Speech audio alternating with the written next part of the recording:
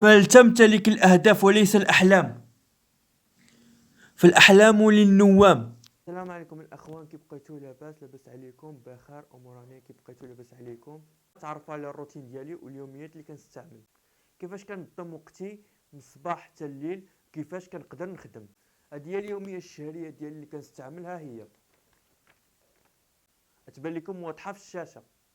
فاش كتشالي الشهر ديالك كتكتب الانجازات اللي درتي.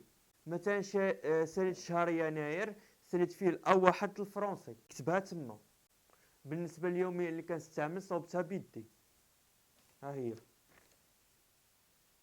انا نقرا عليكم الخوت. عادة الصباح: النهوض مع الستة وترتيب السريع، رياضة 15 تسخينات، 15 كتف، 15 بوكس البارفيكس واستطالة، استحمام مع كأس الكركم. كأس الكركم الخوت فيه كأس الكركم مفيد للدماغ، وكتكون فيها وكتكون الدماغ كيدير الذكاء، كتكون مثلا هو كيدير الذكاء، يعني كأس الكركم كتكون مفيد للدماغ وكيدير الذكاء. فطور صحي: كأس القهوة مع كتابة المهام، بدء العمل. عادة النوم: عدم تناول الكافيين بعد 6 ساعات، إيقاف الأجهزة بالساعة، خذ حماما قبل النوم، تجنب الأنشطة المحفزة، قراءة الكتاب. 8 ساعات النوم. 8 ساعات النوم. بالنسبة لي أنا المهام اللي كنكتبو كنطبقو. مثلا كنخدم بالسوايع ماشي بالتوقيت.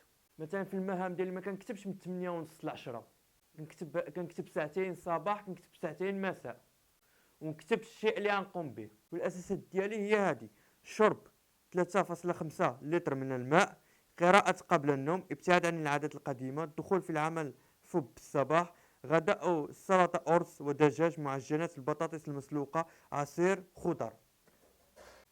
اللي باغي يخدم بهاد اليوميات راها لتحت، هبطوا تيسارجيوها. نشكركم على الدعم، وكنتمنى تعجبكم هذه الفائده الصغيره اللي عطيتكم، ونتلاقاو في حلقه اخرى.